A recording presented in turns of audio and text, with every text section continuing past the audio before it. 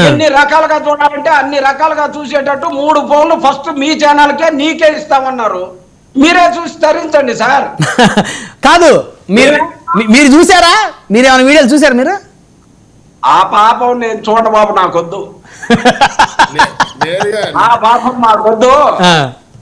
YSR Congress party అలాంటి పాపం చూడదు. కానీ ఖచ్చితంగా అజయ్ గారు నవ్వుతున్నారు, సత్యాజయ్ గారు నవ్వుతున్నారు మీరు మాట్లాడుతుంటే.